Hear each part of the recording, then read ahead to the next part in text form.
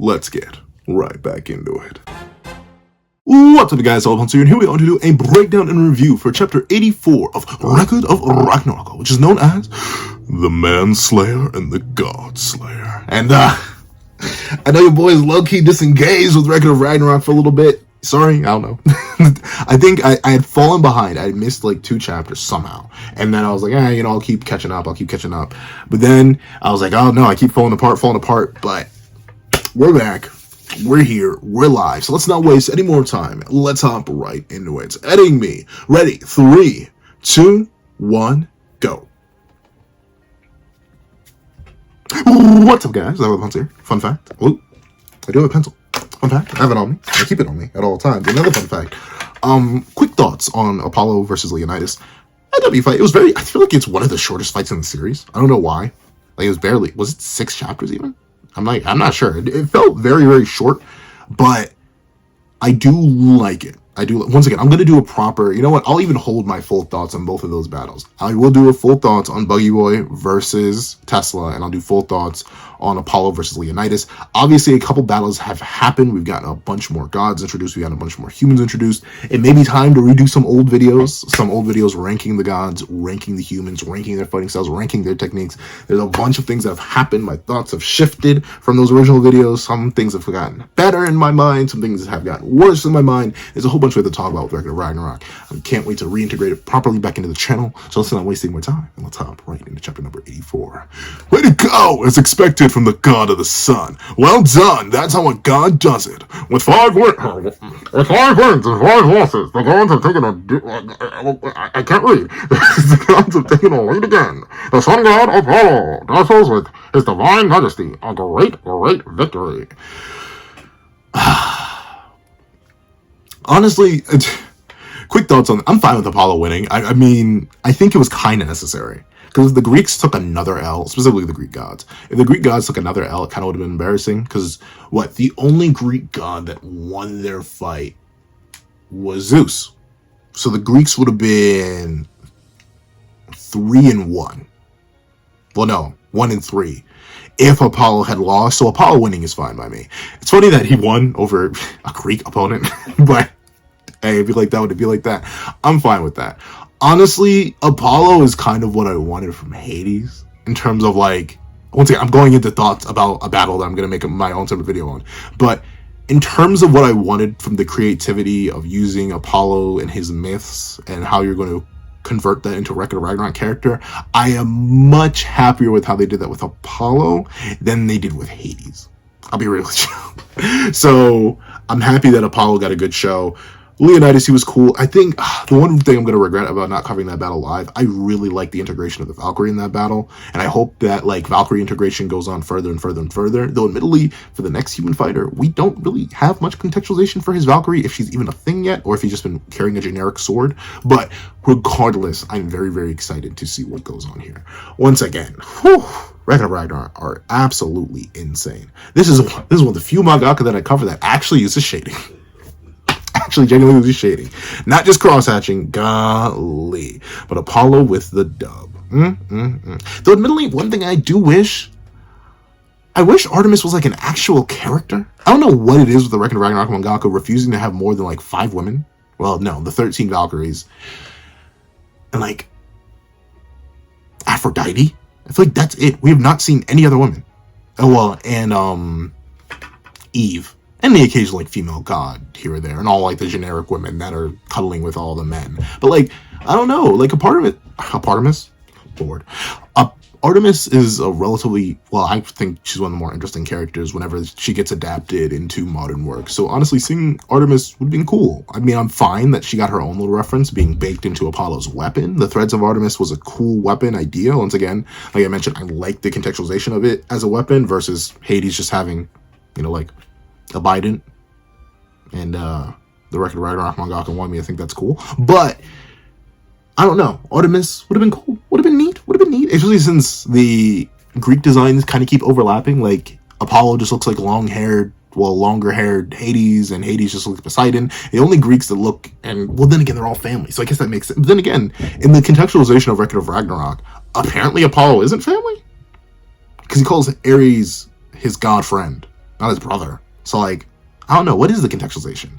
Because, like, there's no mention of Leto. Or really, there's no real mention of Artemis outside of the reference to the weapon. So, it's one of the things that I wonder about with Record of Ragnarok, the contextualization of the myths and how much I'm supposed to take from the myths as, okay, this is how the myths go, and how much there's new mythology being set up within Record of Ragnarok.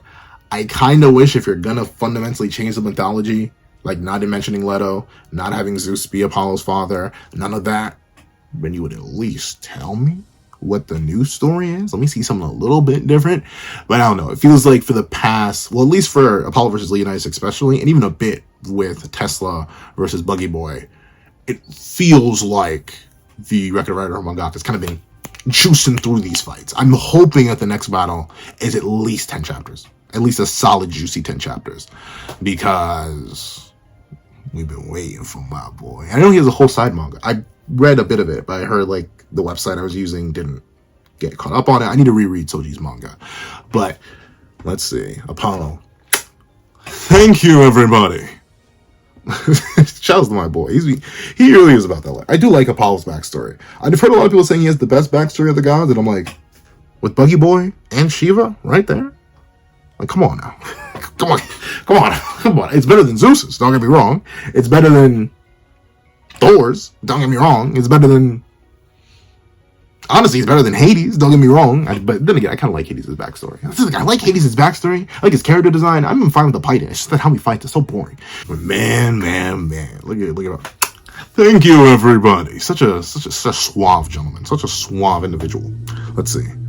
He still has the energy. Oh, I have to voice Ares. It's been so long. I have to voice Ares. Let's see. He still has the energy to respond to cheers. What a great guy. I have to give him a real voice. I have to give him because he talks too much. That's the thing. I have to give Ares a real voice because Ares actually speaks. He's too important and he talks too much to get a meme voice. He still has the energy to respond to those cheers. What a great guy. Oh, once again, I do like Ares putting respect on Apollo's name, especially considering the entire fight. He was like, oh, but Apollo sucks. Apollo's stupid. Apollo's dumb. Yeah, okay, Ares, whatever. Let's see. No, the truth is that he can barely stand on his feet. Once again, I want to see Hermes fight. He's not slated to fight. But I want to see Hermes fight. I want to see him punch somebody. It can be another god, it can be another human. I need to see him fight somebody. Because I know Hermes is secretly the strongest character in the verse. I know it. He's stronger than Adam. He's stronger than Zeus. He's stronger than everybody. He's the strongest of the strong. I know it. Because he's always the most insightful. He's always the one who genuinely knows what's going on. I think, well, he claims he didn't see the punch that surpassed time, but I don't believe him. Like, Hermes, he's been a walking, talking enigma for as long as the series has been seriesing. So, Hermes, do me a favor, bro. Do me a favor. Punch somebody in the mouth. Just for me. You don't have to do it for anyone else. Just do it for me. But let's see. It's just that he's typically dedicated. Oh, he's being typically dedicated, as always. Especially considering I'm reading Lore Olympus at the same time as I'm reading Record of Ragnarok. Apollo being contextualized as a deity who came up from nothing genuinely and like has genuine respect for people and sees the beauty in everything. I like that. I do like this contextualization and characterization for Apollo. And it fits into the whole idea of the sun, right? Because the sun shines on everybody, unbiasedly. Doesn't matter if you dwell in the darkness or you walk in the light, the sun shall always be there high in the sky, blessing you with its divine light. And thusly, Apollo fits into that criteria very, very well. And the dedication and determination to put in that work every single day, no matter what. I like it. Honestly, he's probably... I can see one of my favorites. I don't know. I have to think about it. I want to do a full comprehensive before I do any re-rankings or like do a full different talk about my thoughts on certain characters and certain fights. I do want to do a full reread of Record of Ragnarok because I've only I don't think I've reread the series in full in like a year. So I do want to do that before I start making favorites, making claims left and right. So let's see. He shines wherever and whenever he wants. That is a very Apollo thing. Once again, I do feel weird. Like, Zeus is the parent of a lot of people. But why is he not the dad of Apollo? I feel like it feels weird. Like, such a weird omission, especially considering he looks so much like their family. Like, once again, he might as well just be Poseidon and Hades fused. Same, like literally fused down to the very level. Like, they have combined their amount of hair, too. So the fact that he's not one of them, I don't know. It feels weird, but I'll take it. I do like how Zeus, of all people, does respect Apollo, though. He's like, hey, yo, bro. He's just like that. He's been about that life. He shines wherever and whenever he wants. That is a very Apollo thing. Once again, just like the sun. Though he's most likely going to collapse immediately. Considering how much of a beating he took. Lord Apollo. Hold on. Lord Apollo, treat your wounds as soon as possible, or it'll leave a mark on your beautiful face. Hurry to the medical room. I mean, if they were able to regrow arms, like, remember, Shiva lost multiple limbs, and as you'll see later on in the chapter, he's just fine. So, like, scar on his face will be fine. No, don't drag it. Don't drag it. I will accompany you. Me too. They will get nothing done in the medical room with Apollo and his whole gaggle of individuals. Then again, once again, who are these people? Like, I know they're just like Apollo's women, but like, are they nymphs? Are they minor goddesses? Like, who are you people? Like, I get it. You need to fill a whole section of deities in comparison with the whole section of humanity, but like, in context of the word, who are you people?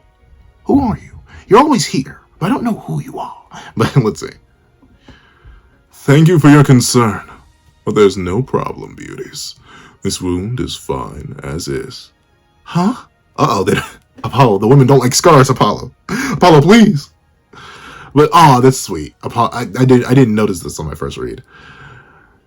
This is the proof. What's that?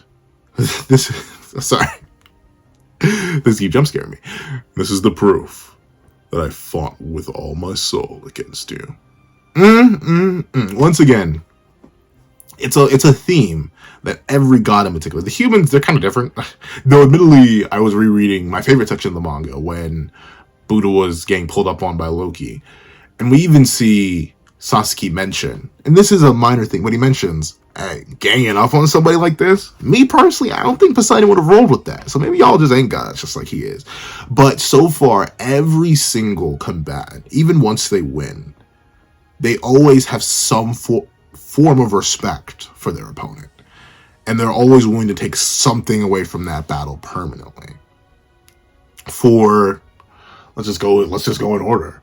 For Thor, it was just accepting Lubu as someone who could have been his friend, and he goes on with that knowledge. For obviously Adam versus Zeus, Zeus deeply ended up respecting Adam and even admitted that, hey, yo, bro, it's a sort of test of endurance, he would have got me. That alone is respect enough. For Sasuke, even though he didn't necessarily have much respect for Poseidon's attitude, he respected the idea that, yeah, Poseidon, he put his money where his mouth was. He was a god of gods. You know, he wouldn't be jumping people. That alone is respect enough. For, obviously, Jack walked away with the fact that Hercules' soul color never changed. Even if Hercules, whatever you want to call him, even if he was trying to be like that, when it be like that, especially when it be like that, ultimately Jack realized that, yeah, there's some pure souls no matter what. Even in the face of being wiped from existence, it didn't matter to him. For the fifth fight, Shiva versus Raiden, just the respect that Shiva had for Raiden is something that he took away. And even when he went out after the match, was talking with Zeus, he was even like, yo, these humans, they're kind of like that for real. You know, they kind of neat, they're kind of buttery. And so on and so forth. And I like how Apollo is willing to let this mark on his face, this like grievous gash that splits his face dead in the middle. Once again, it'll permanently mar his face if he doesn't get it properly healed. He doesn't care. Because ultimately, he respects both Genro and Leonidas enough that, yeah, this mark, this thing, I want to keep it as remembrance, as respect to the two people who together pushed me to this point. The proof that he fought with all his soul against them. That's sweet. I like that. My lord, Leonidas. Everybody, get straight. Do not bend down. Huh? Pegasus. I can still see it clearly. The heroic back of Lord Leonidas. I wish for him to come back. So if he was here, I would like to keep up to his level. If we have shared a common fate, we too shall stand tall with pride. Obviously, Hagasus does not sound like that, but this is a nice moment. I do like how, even in defeat, right? Because there are people who despair, there are people who do not despair, but even in defeat, Sparta still takes pride that they were able to leave their mark, a permanent mark, upon the world, upon history, both before the tournament and during. And they, in their own way, have proved, as Leonidas declared, Sparta is the strongest. Even though they lost. Sparta is, in fact, the strongest of will, because Leonidas never kneeled. It's true. He never bowed. He never bowed his head. Even when Apollo had him on the ropes, even when Apollo was trying to force him to bow, he never did bow his head. And ultimately, in that essence, when faced with impossible odds, when faced with death itself, the ability to resist the call, the pull downwards, the ability to stand tall, even in the face of what would be certain death, that would be a trait that only the strongest can emulate. So I do like that. And then we cut to the crew. This gaggle of fools right here. Man, SOUJI was introduced in round 5, y'all. We're at round 10. This man has been here for over half the manga. Like, no, I think he was even introduced before that. Because he was introduced before the Buddha pull-up that he did with Sasaki and Isami Kondo. So, like, he was introduced before that. That was in, like, the 30s. We're in 84. This little fella right here, he's been there the entire time. Bro, he's him. So him. So he better not lose. I'm begging, bro. Please. Don't make him lose. Don't let him lose. It was a battle to be proud of, since he confronted the god of the sun. And he was... I keep giving everyone the same voice, because everyone sounds so majestic in this manga. I can't... Let me see if I can give him a little bit of gruff to it. Make him sound a bit older. He is Sasaki Kojiro after all. Gonna need some liquid to get this one down. It was a battle to be proud of, since he confronted the god of the sun. Not once was he intimidated. He continued to fight head on. That's true, right? Because... I suppose, especially for a warrior, notably, you've always not a warrior. Never has been a warrior. Never will be. Well, I do want to learn. I think I do need to go, like, learn MMA or boxing, probably. I think I only have, like, old years of Taekwondo, but even then I was, like, over a decade ago. So I do want to go learn some mixed martial arts. So maybe one day I will become a warrior. But within the context of these warriors, right, the pinnacles of humanity, the peaks of creation, if you will, naturally, the one thing that would be the ultimate disgrace of that, the ultimate betrayal of that, would be to be intimidated, to shiver, to feel fear in the face of someone you declared you would never feel fear against. And by not doing that, by being able to stand tall and stand proud and fight until the very end, of course, it was a battle to be proud of. It's a good note to go out on, versus groveling, broken, and left behind. So yeah, I agree with Sasaki there. Yeah, it was a wonderful farewell. King of Sparta, Leonidas. He is a true Makoto no Bushi, a warrior of honesty. That's... Once again, one thing I love about Ragnarok is that these people are not just from different backgrounds, not just from different time periods.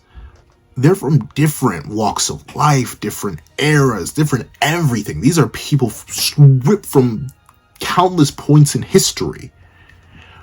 But no matter what, all of these characters, all of these warriors can come to respect each other on the basis that they are all warriors. They all have experienced this combat, this focus, this force. They all know the feelings and the emotions behind their conflicts, and ultimately they respect each other for that. And it's just beautiful. It's just beautiful. And I love it. It's something that you don't... It's kind of hard to get in other series, being real with you, because of how localized other series are within their respective time period. very rarely in other manga are you going to be able to find a person from Victorian England, or no, well, let's just go with this specific example here. You're never going to be able to find a samurai praising a Spartan soldier. It's just not a thing that'll happen. But in Record of Ragnarok, it can happen, and it's because of the common ground that they both share. I think that's amazing. I'm jealous. Are you jealous? I love how Sasuke's like, huh? What you mean you're jealous? Me too, man. I wish I could have died fighting until my spirit was satisfied. I agree.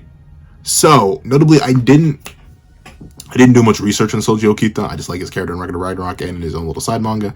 And I don't know much about Isami Kondo, but presumably it looks like Souji may have died of illness or something like that. He just died of illness based on this image right here and the black cat and him being in bed.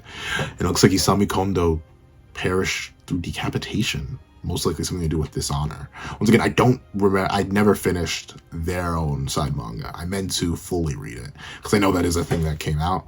So I may do that, or I may wait for the backstory because this is definitely going to be contextualized. His original death will most likely be a major aspect of his character, especially considering just like a major aspect of Sasuke's character is his age and how he decided to keep that form, even though he could have been restored to his prime, quote unquote. This apparently is Souji's prime. This is where he peaked out at in this youthful age. I'm not sure if that's accurate to the real person that this is based off of, but that's still nice. Uh-oh. Yes. Oh, yes. Sorry, I'm just so hyped. I'm so hyped for Souji, though. I know y'all are like, what?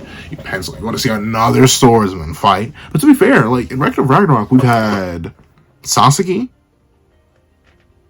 and Shin Ki Hoang, I think.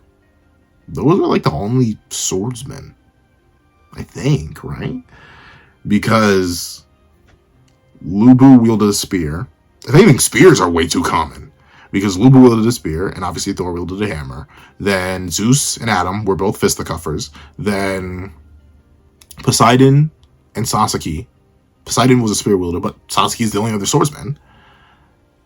Sasuke, Kin, and Souji, I think, are the three, because Poseidon, spear wielder, Sasuke, sword wielder, so there's one sword. Then Jack was a glove wielder and like a London wielder, and Hercules wielded a club. Then I think, if I'm remembering properly, both Shiva and Raiden were very specifically brawlers. And then after them, who was it? Kin, he was mostly not even a sword wielder. Counting Kin as a sword wielder is kind of cheating in my opinion. But like, if you want to, you can count him as another sword wielder. But then Hades wielded a Biden, and then that's 7. Then Tesla. I mean, you could argue kind of like in a roundabout way that Buggy Boy was a sword wielder, but like he wielded vibrations and he used them in different ways. So I wouldn't count him as a sword wielder, and clearly Tesla wasn't. And then for the 8th round, Leonidas. Oh no. There's one I'm missing. Who am I missing? Which battle am I missing? I can only list it, but essentially swords aren't actually that common. I know a big fear of Record of Ragnarok because everyone's gonna use a sword, but so far no. Souji would be our second full to fair sword wielder. Oh, Buddha ended up wielding a sword at the end. Once again, that was solely towards the end. He didn't always wield a blade. And Hajun, he kind of had a sword, I guess. I think, kind of, sort of. Zero/Hajun, I guess you could technically count what they had as a sword. But the Malice Cleaver, I think that was a bit more complicated than just a plain old sword. So Souji would be our 3rd overall, but really 2nd human representative to wield a blade. And since my 2nd favorite fight in the series is Sasuke versus Poseidon, and Sasuke was a sword wielder, absolutely, I don't think I would mind seeing Souji wield a blade again. So I'm just super duper excited. This is a character that's been built up for 50 plus chapters. For a context of a monthly manga, that's what? 50 chapters, 4 years. Like 4.5 years, realistically. Because I think he was introduced earlier than 33, which is where I mainly remember him making his big moment against Loki and the 7 Lucky Gods. So, Souji, I'm begging you, you better win, bro. But let's see. But then again, he says he wished he would have had a worthy death, so I'm not sure. Let's see. And we cut back to these two. So, I always forget this one's name. I always forget her name. I know Brunhild. By the hearts. A goal. I always forget her name. But Pixis Gerul. Gerul. I cannot pronounce the name to save my life. Pixis Gerul. I still love how she does cry. She does still feel her emotions. Ironically enough, she has character development. Remember, the tournament has only been going on for like 3 hours max, with like renovations and stuff. But remember, what's the younger sister's name? I'm gonna look up her name because, and I'm gonna look up her name, and I'm gonna mention this not only because she's important, but because of the fact that she's actually had genuine character development. Record of Ragnarok. Not Valhalla, gosh darn it. Take me to the Valkyrie's goal. I think it's goal. Yep. It is in fact goal. Okay. Yeah, goals had genuine character development. The ability to acknowledge her emotions, experience the emotions, but stand up and lock in when it gets serious. As you see, she focuses up. Like, she's still sad. Obviously, she lost her sister again and again and again. Like, she just keeps losing. Especially 2 losses back to back. Remember, Buggy Boy won and then Leonidas won. We haven't won since Kin. So she just lost 2 of her sisters again, back to back. And we saw she was breaking down earlier when that happened, but she has her breakdown. She realizes that this isn't the time for that, and she locks in. She says, "Sister, with this, there are 4 wins and 5 losses. 2 more losses, and humanity will perish." And that's true. Because remember, the goal is to get to 7. They don't actually have to win all the rounds. Right now, we're 9 rounds. 9? I'm not mathing properly, am I? Nope, we're 9 rounds. I am mathing properly. We're 9 rounds deep. We don't actually have to get to the full 13. We don't. There doesn't have to be the tiebreaker. If someone gets to 7 first, it's over. And right now, the guns are right there. All it takes is 2 more. And to be fair, the gods still do have, like, heavy hitters that they can smack on the table. Odin's still in there. Loki's still in there. Anubis is still in. Death is, like, there are still some big steppers. Big steppers up in there. And of course, you know, humanity still got a couple big steppers. Nostradamus is still there. Rasputin is still there. But it's looking rough. Leonidas was supposed to be a guaranteed dub. Tesla, the only sorcerer in human history, is supposed to be a guaranteed dub. But look at this. We're just 2 losses away. It's looking rough right now. So, of course, this is a very important point to bring up now. Because we're on the verge. Things could go one way, things could go the other. If I had to guess, we're going to get the full 13 rounds. But the question is, how are we going to get them? Because realistically, the gods could win the next round again. And then we just have 3 human doves back to back to back to back to back. We could get that point. But I do think it's going to be pitched from this point. I could see it going like this. I could see, once again, for my boy SOUJI, please make a Ragnarok manga. Please let SOUJI win. Especially considering his opponent looks kind of ugly. We'll get to him in a second. But when we're looking at it, we have the humans down by 1. So I could see the humans winning this next round, tying it up again. And then what I thought was going to happen this round, I thought the humans were going to get like a 2-point lead, but then I could see the humans winning again in the round after that, and then the gods winning. So then by that point we'd be at 6-6, because the humans would have 2 wins and the gods would be down 1, and then the gods win the penultimate round, and then the final round, 6v6, winner takes all. Well, not 6v6 winner takes all, but like the final round is the big decider, and it's most likely, if I had to take a bet, it's going to be Nostradamus versus Rasputin. Not Rasputin, not World Fighters. It's going to be Nostradamus versus Odin. If I had to take a guess at what the final fight's going to be, it has to be that one. And both of those 2 are set up as massive tricksters and deceivers and beguilers. So that kind of has to happen. And for that to be the case, I think humanity needs to stand tall. At least for now. If we get 3 human losses in a row, I could see it happening just to raise tension. Because then it's like, every match is fever edge. Humanity has to win. But I think the closest of the matches and the closest of the tournament in general kind of needs to be preserved. So SOUJI, my boy, please win. Especially considering, once again, his opponent's kind of ugly. But we see that Goal asks, because Brunhild's not responding to her, Are you okay? Are you okay? Sorry, the Terry came out of me. Sister Hild? No. Huh? I can't see it. Oh, wait. Give her a male voice. Obviously, if you couldn't tell, I cannot. It's been so long since I've done Brunhild's voice. And I can't do female voices to save my life. So hold on. I can't see it. I can't see it at all. I can't decide. I just can't make up my mind. Yeah, obviously Brunhild's worried extremely. And the thing is, right? I get why she's worried. Because what do you do in this scenario? 2 losses to go. Technically, you still have some breathing room. You have a little bit. Do you want to throw one of the heavy hitters down? Do you want to smack Nostradamus right now? Just be like, okay, let me pull what I tried to pull with Adam and just get an easy dub. Because for all intents and purposes, if Zeus didn't step up, or Odin didn't step up, Adam would have washed everyone else. I refuse to believe any other scenario. It would have been interesting to see him fight other people too, because other people have weapons. But if Adam and Shiva initially fought, no offense to Shiva, I think he's getting cooked. I think he's getting put on a plate.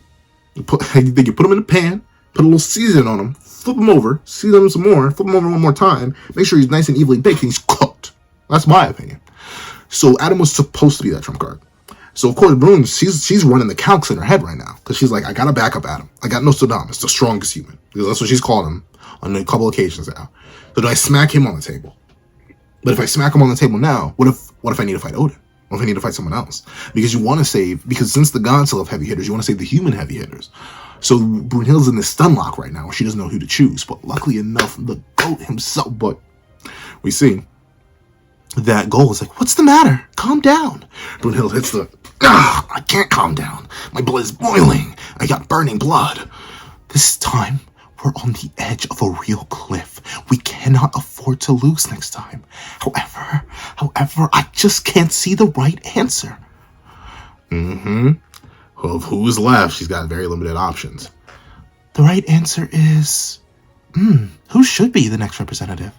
If that's the case, the remaining fighters are Rasputin, Nostradamus, Simo Haya, Simo Heiha, I have no idea how to say their name, and Sakata Kintoki. Wait, what? What about Okita SOUJI? Is that his actual? Wait, what am I? Hold on, am I thinking of the absolute wrong guy? Okita. Oh, and I was really like, wait, no, I thought they forgot about my boy, but she says, and I'm gonna go next. Nani, that's just gonna. Remember the last time this happened? The swordsman stepping up and saying, "Don't worry, I got next," because someone was in a peril and delusions. They're all worried because the humans are just lost. I mean, maybe it'd be a little pathetic. I could literally see them making SOUJI lose. That's the unfortunate thing. As much as I want to be like, the narrative is pointing to SOUJI getting it done. He's been built up way too long to catch one of the meanest L's in the entire series. But the same thing is, like, maybe I point to the George Lucas, it rhymes, and be like, oh, well, remember what happened last time? Humanity took 2 losses back to back, and Brunhild didn't know who to pick. Sasuke walked up, smacked his meal on the table, and beat Poseidon.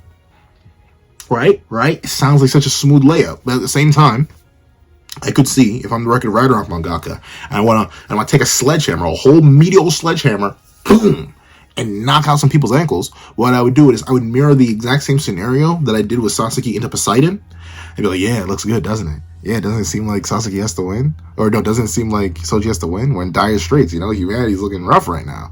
Yeah. So SOUJI should win. SOUJI Okita, yeah, he should cook, right? He should cook. Bam! Shatter the ankles, have SOUJI lose. Especially since one of SOUJI's things that's mentioned in this chapter, and who knows, it's probably mentioned in the side manga, is he perished unable to fight until his heart was satisfied. He had an illness, presumably, from what I could tell here. So he didn't get to perish in a way he wanted to. And it seems like that's a big part of what he wants.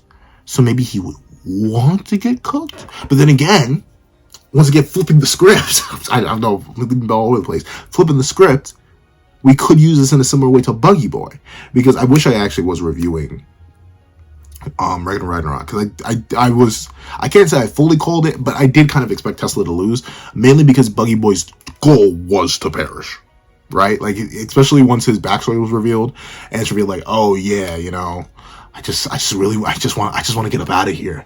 Please, bro, let me get stop, please, let me get up out of here. Since that was his goal, I was like, he's gonna win. He has to win, because like, it's his goal to not win. the series, the world wouldn't be that kind to him. So maybe this is the same case with SOUJI, where despite his desire to have that honorable death, where he's jealous of people like Leo, people like Adam, people like really all the gods too, whether it be Hades or so on and so forth. Since he's envious of them, maybe he ends up fulfilling the opposite fate, where he ends up taking the dub because he didn't want to take the dub. I don't know. But of course, the main man, the myth, the legend himself says, I'm gonna go next. And Brunhild and Gold look, Nej, the goat? I am someone who won't let anyone defeat me. SOUJI, I want to believe it, bro. I want to believe it. I want to believe it so bad, SOUJI. Please. SOUJI, please. Please do it, SOUJI. Please. Save the Soul Society, SOUJI. I'm begging you, bro. I'm begging you. You need to save the Samurai. You need to be Ichigo Kurosaki right now. SOUJI, you need to save humanity. I'm begging you, bro. I'm begging you. From the bottom of my heart. SOUJI, please. Please, I'm begging you, broski. I'm begging you. Please save the Samurai. Well, as he says, I'm someone who won't let anyone defeat me. Look at Isami Kondo posted up with his big old holy sword. But SOUJI declares that he's up next. And once again, I see the parallels to Sasuke so much. He's been spending so much time with Sasuke. Oh, this is going to be one of the most tense matches for me.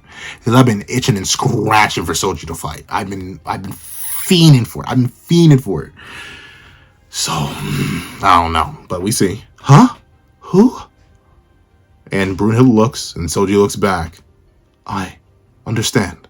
I'll rely on you, since you're the strongest manslayer in human history.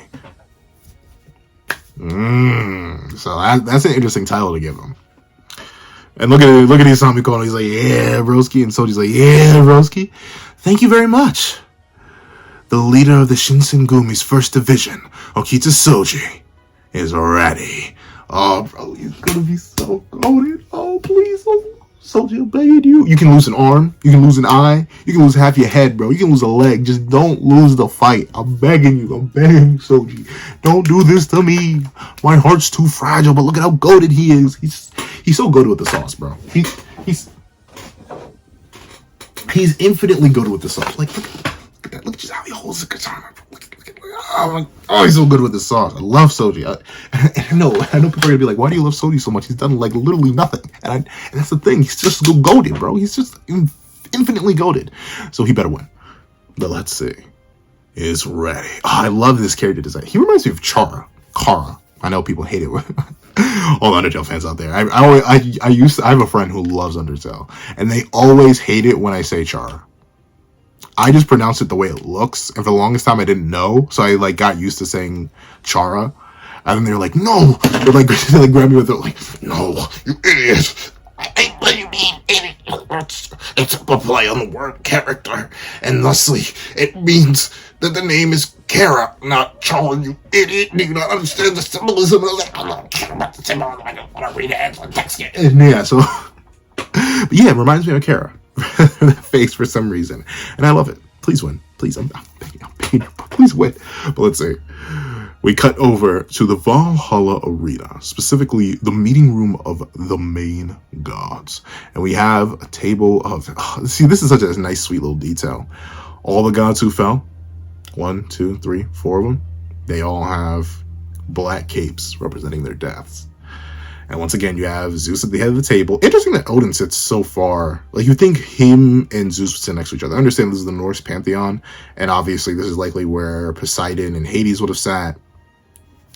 I guess maybe this is where Herc would have sat, and this is where... Who's the one that lost? Herc? Poseidon. Hades. Who? Who? My brain is glitching so hard right now. Kin beat Hades. SOUJI beat Poseidon. Jack beat Heracles. Yeah, that's the thing. The Greeks are down atrociously. And then who was the other one? Who was the other one that won?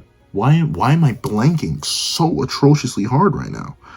My brain is literally, is it auto-deleting itself? Brain, stop it. I'm going to have to look at the win-losses.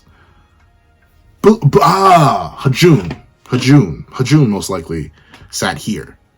Or Bishamonten, who became a... For some reason, I love the Buddha versus Zudofuku / Hajun fight, but I don't know. For some reason, I think it's because it's a god-on-god battle. Like, my brain is all automatically like, humanity. Humanity had this many fighters. The gods have this many fighters. And my brain just immediately left. But yeah, Buddha was supposed to be representative. But he ended up taking out Bishamonten. So presumably Bishamonten would have sat here, and Bishamonten was obviously Hajun, while Bishamonten was Zudofuku, who was Hajun.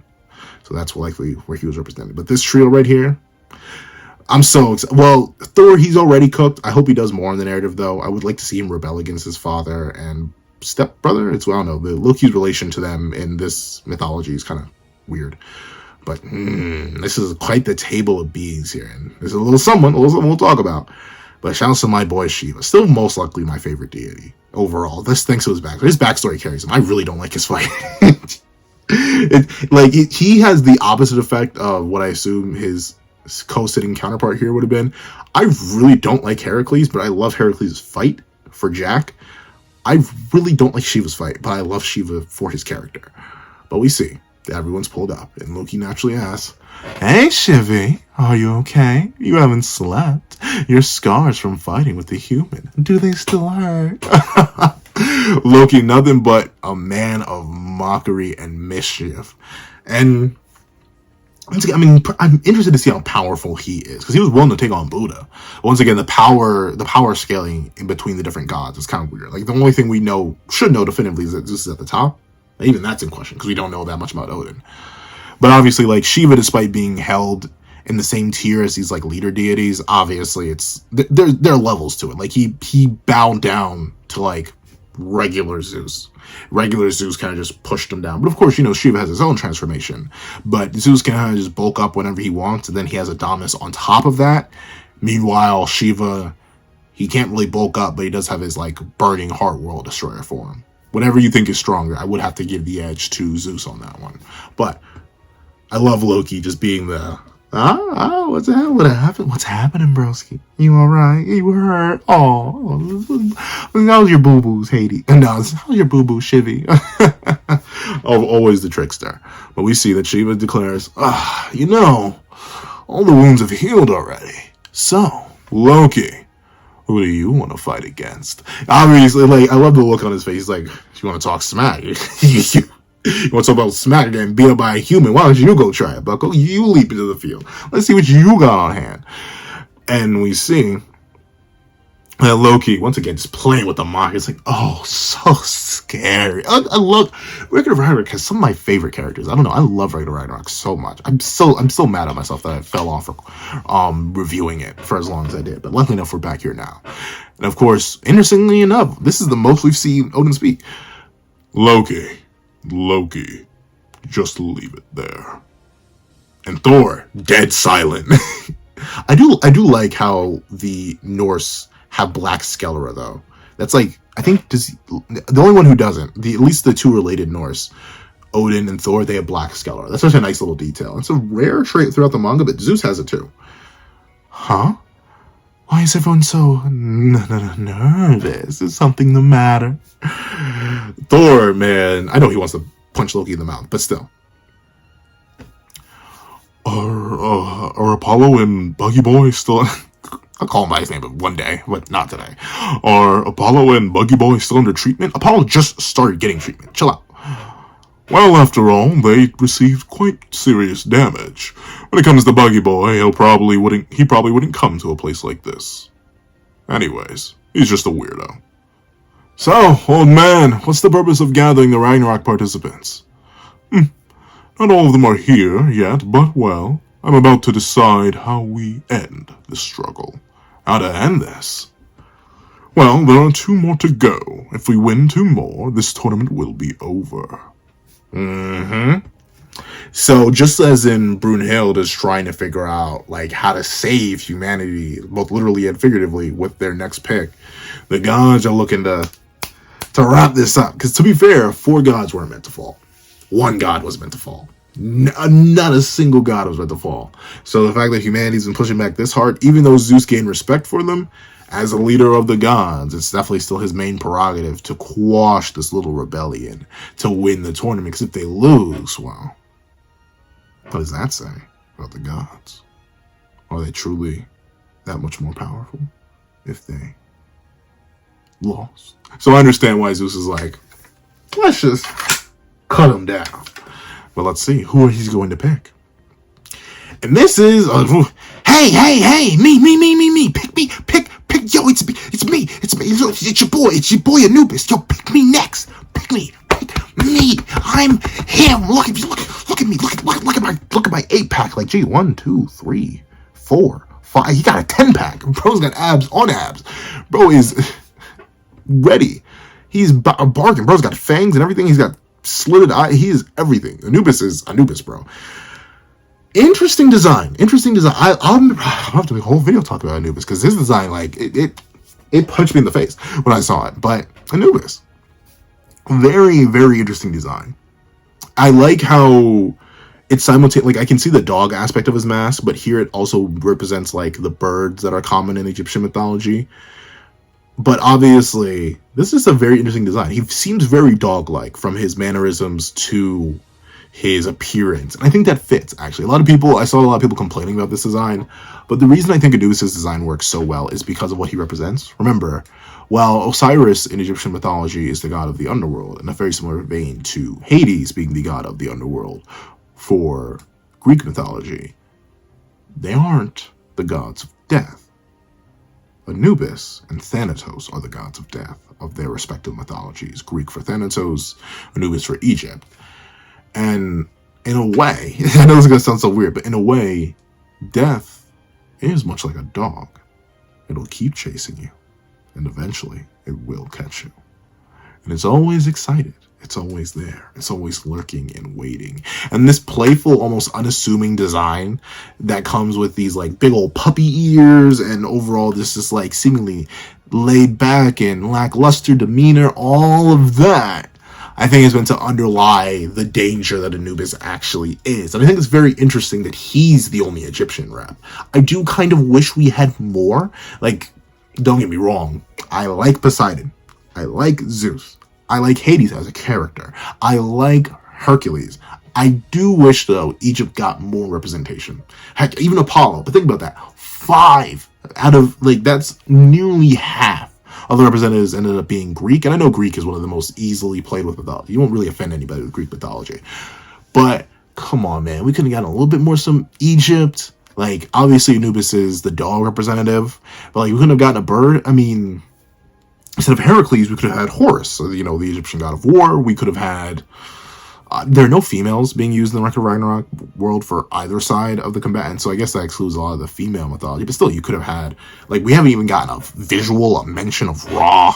Like, you know, the main head lord deity in Egyptian mythology. You know, Set, a god of chaos. That would have been cool to see. You know, we had Buggy Boy with his own chaos technique, but, you know... that would have been pretty cool to see incorporated into the narrative, even Osiris himself. But then again, like, if anything, I would have replaced Hades with Osiris, because, you know, they're both god of the underworld counterparts. I give Osiris a more interesting moveset than just a Bident, though. Me personally, though. I would definitely give him something more interesting than a darn Bident. But with that being the case, I wish there was some more Egyptian mythology representation. If just one more. You don't have to replace too many, but 5 Greeks is kind of OD. 5 Greeks is kind of OD. I would have, like, if I had to pick one male represent a god of wind, I would have loved seeing Shu. But I think the most logical one, if you want one of, like, to replace one of the Greeks, if I'm very specifically looking for that, I probably want to replace the most boring one, in my opinion. As much as I don't like Heracles as a character, I can't say his moveset was boring. So I'd replace Hades, and if I'm going with an underworld equivalent that is also a king, then again, it doesn't have to be an underworld equivalent. I'm just having an underworld equivalent because it's Hades. Then again, Hades is so important to BL's, the Buggy Boys fight. So it's like, I can't really replace. Who is the most replaceable? Technically, Heracles is the most replaceable, but him being I don't know. See, because of how Record of Ragnarok's built, it's hard to replace and add another Egyptian rep, but top 3 picks, if I were to add another Egyptian rep, I would have added Horus to get some of that bird representation in and actually have a god of war fighting. Would have been neat. I would have added in Ra, just, get another king in there properly, because I guess Egypt doesn't have a leader deity, because once again, even when we saw the different leaders of the respective mythologies, like Shiva, like Zeus, like Hades, of the respective realms, that just wasn't a thing. Ra wasn't even remotely mentioned, but Ra would have been cool. And or Osiris, if you wanted a direct underworld equivalent. And literally Osiris could just fill Hades' role, even in Buggy Boy's backstory, because they're from different mythologies too. So like, you could have squeezed Osiris in there. But when you see Anubis, see, very dog-like. I get why people are thrown off by this design, because like a lot of people were expecting a more serious Anubis, like once again a more morose and somber version of death. But I think honestly, that interpretation of death is somewhat overdone in common media now. So I'm kind of actually chill with a more excitable and terrifying and dog-like death, because it's honestly just as scary, right? Like the idea that death is always slowly behind you, walking, pattering against the ground, going to reach you eventually. It's never going to leave you. That interpretation is cool. I do like that. The Percy Jackson series has an interesting interpretation of death too, with Thanatos. Thanatos is just beautiful. He's just a handsome fellow. He's a real cool guy. And death being beautiful but feared, that's a nice interpretation of it. But the excitable variation of death, like Anubis is, I like it. I like it a lot, because it shows a different side to it. Like, it's always there. It's the idea that death can get you at any time. Just like a dog can catch you at any time. Sure, a dog may be busy chasing its own tail, but at the next instant, it could turn to lunge for your throat. So I do like this interpretation of Anubis. And it's rare, right? Because like, I think of Anubis in other interpretations. My main brain leaps to like the Cain Chronicles. And Anubis is very, morose there. But this version of it, I like it. Okay, yes. I've always waited for my turn in silence. I'm not sure if I'm going to be able to participate, so I'm getting really, really anxious. Anxious? That's why. Would you say yes? Is it okay? Say yes. And once again, you start to see the danger. Like, notably, it is a kind of funny panel of him, like, growling, like, grr, grr. But the darkness, the miasma leaking off of him already, just on the proposition that they may say no, goes to show that, don't worry, this death still most certainly has fangs. And we see that Zeus, ever being Zeus-like, is unintimidated. He says, originally for round 10, I keep changing Zeus's voice. Originally for round 10, it was Anubis who was contemplated. What do the Nordics have to say? Well, if little Nubby wants to participate, so bad, it's okay, right? What do you say, uncle? And notably, Odin's like, go ahead.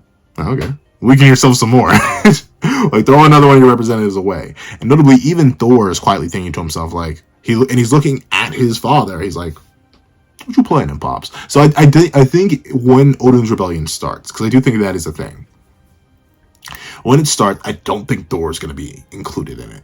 Odin's going to, like, hold off until the last second and be like, hey, BT Dub, son, come roll with me. And Thor may have a moment where he's like, no, I don't think I will. If I had to take a guess, something like that's going to happen. I do believe a lot of people are convinced that Record of Ragnarok is going to end when the tournament ends. I don't think so.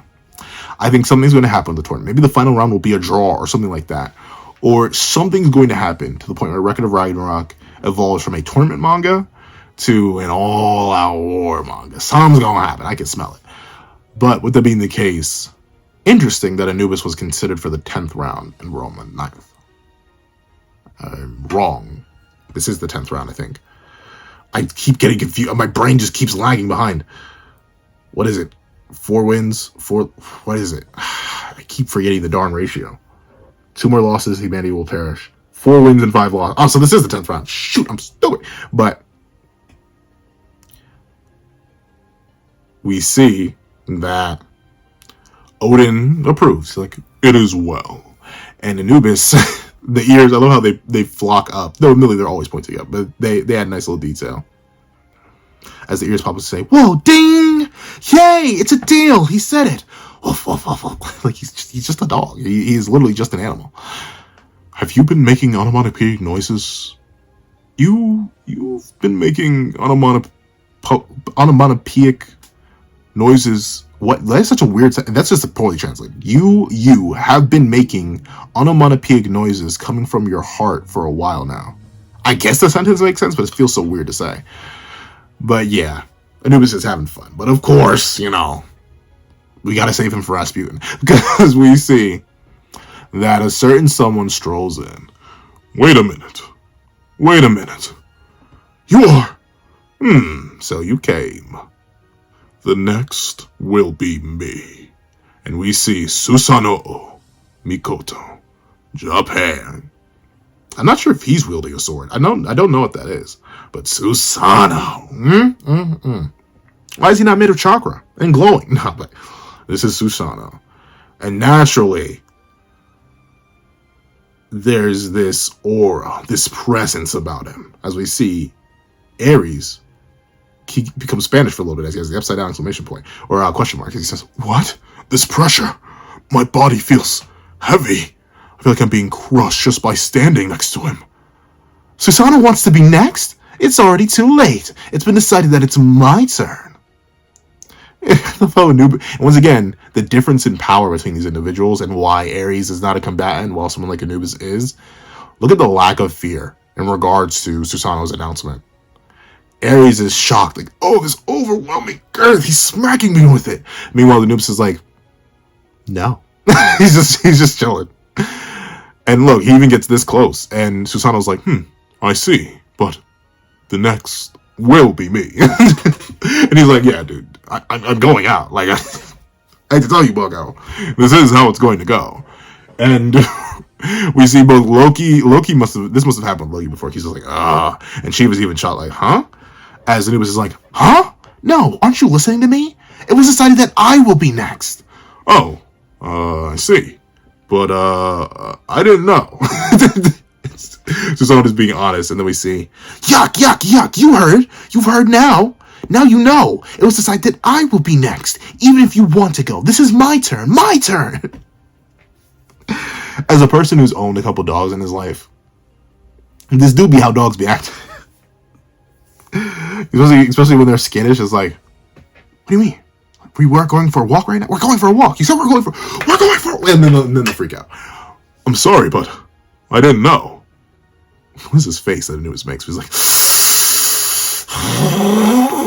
and then we see Shiva's like, understand that feeling. Sometimes there are troublesome people who want one's turn. And then I love how Shiva references back to Zeus's quelling of his own going against Adam. And we see that, of course, Anubis is like, you are definitely mean. You stupid head, you dummy bummy. And we see that Shiva said, I told you, old man. Shouldn't have pulled one like this. And we see Anubis starts to geek out. He's like, And Susanoo is like, the next one will be only me. And then Anubis just gives up. Once again, you just gotta stand your ground. Ironically enough, that's also very, very dog-like. Like, fun fact, if you are ever being hunted by a pack of wolves, I think, don't take my word for this. Do not get hunted by a pack of wolves just because that guy with the pencil said this. Do not do it. But I think, like, wolves are, like, instinctually programmed to only attack once you run.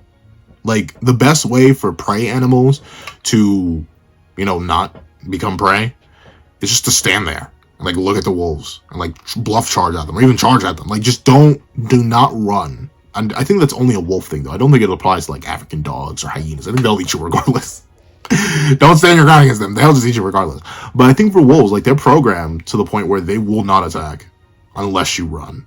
That's why you're always told to, like, stand your ground against wolves, because they're big, they're strong. A wolf could one-shot you if a wolf really wanted to. I know some people are different, but a wolf could one-shot you. But if you stand your ground, then they're unlikely to attack because they're really programmed that way. So what did Susanoo do? He just stood his ground and was like, yeah, I'm going next. And Anubis gave up. Okay, it's yours. Are you really okay with that? Yes, I can't communicate with him. Ah, he's so mean. Oh, so it's decided now. Even Susanoo, I can't stick with Zeus's voice. Even so, that's not Zeus's voice either. Even so, Susanoo, why are you suddenly so interested in the next round? And we see Susanoo reveals, the next fighter is the strongest manslayer. Have you heard of Okita SOUJI? He looks so weird. I don't know. I don't like his design. I think it may grow on me, but right now, I am not the biggest fan of this design. It feels simultaneously over-designed in some places and under-designed in some places. Yet over-designed in some places. Like those eyebrows, golly. But we see that the immediate question is, oh, huh? Wait a second. How do you know who the next fighter is? And Hermes, like I said, the secret strongest character in the manga, he's like, oh, I told him. Excited. Maybe I give him the Vexen voice. The decision is up to you. I was just sneaking a peek. And we see that Ares is like, Hermes, don't do that. It wasn't right. You're such a careless guy. You can't put it into the gods' upwill. Can't put it to the gods' upwill? I have no idea what that means. The opponent is humanity's strongest manslayer. If that's the case, then published in the Meiji-era, I'm not even going to bother saying that, of Imperial Martial Arts, it is written that Kendo was the creation of Susanoo. I think it's just Susanoo. I keep saying Susanoo, but I'm not sure if that's actually how you say it. But maybe this is a sword, as he says, I'm the strongest god slayer of the heavens. There's no other way than going myself. So we're going to get the strongest god slayer versus the strongest manslayer. The creation of Kendo the creator of Kendo versus the user of Kendo. And I must say, this chapter is worthy. A beautiful wrap up to Apollo versus Leonidas. Just the back half of the back fourth of the chapter was about that. I appreciate that. And I love how Apollo decides to keep the scar in memory of Leonidas. I think that's sweet. I like how the Spartans stand proud and stand tall, even despite their despair, which I think is nice. I love how SOUJI Okita is driven to step forward now that he's seen that the life that he couldn't live, the life where he perished actively, can be hypothetically fulfilled in this tournament, and he steps forward. I love Goal's character development. I love Brunhild's confusion. I love how SOUJI steps up and locks in and is ready to get down to business after nearly 5 years. Hallelujah. I'm so excited to see that. And obviously getting the reveal of, I believe, all the combatants. I think now we have all the representatives of Record of Ragnarok for the gods revealed. We have Anubis and we have Susanoo now. Those were the only two without designs at this point, and now we got them. So I'm very excited for that. And I love Anubis' design. I can't wait to see him fight Rasputin, because that's going to happen. I want you to know he's only fighting Rasputin. So I'm excited to see that. And overall, once again, the hints at Odin's rebellion are super duper interesting. And I can't wait to see the strongest god slayer in history versus the strongest manslayer in history. I am quite excited. However, that's what I think. Please know what you guys think in the comment section down below. If you made it all the way to the end of this video, please leave "It's finally time" in the comment section down below. I want to thank you so much for watching. Remember to leave a like, share, comment, and subscribe. And make sure you hit that little notification bell so you do not miss out on any videos that come to the channel. Also, I do have a Patreon below. You can support for as low as $1 a month. Get things like exclusive videos, early content, and more. You can also now become a member of the channel for as low as $3 a month to get the same perks and more. Some of those perks will include the live reaction to the next chapter of Record of Ragnarok. Now, I want to thank you guys so much for watching once again, and I hope you guys have a wonderful day. This is Dagger the Pencil, writing off. I'd like to give a thank you to our $3 members, Connor Plays, Red Wolf, 4765, and Greyhound. I'd like to give another thank you to our $5 patrons, Winter, Victor, Sean, Midnight Gemlord, Kevin, and Demix LND. I'd like to give a scrumptious thank you to our $7 member, Autumn's Morning Lazo. I'd like to give another chunka-dunka thank you to our $10 patrons, Robbie Uchiha, Joaquin, and Idem Okami. I'd like to give another thank you to our $25 member, Alex Ice Rose. I'd like to give a hefty thank you to our $25 patron, Calvin Elder,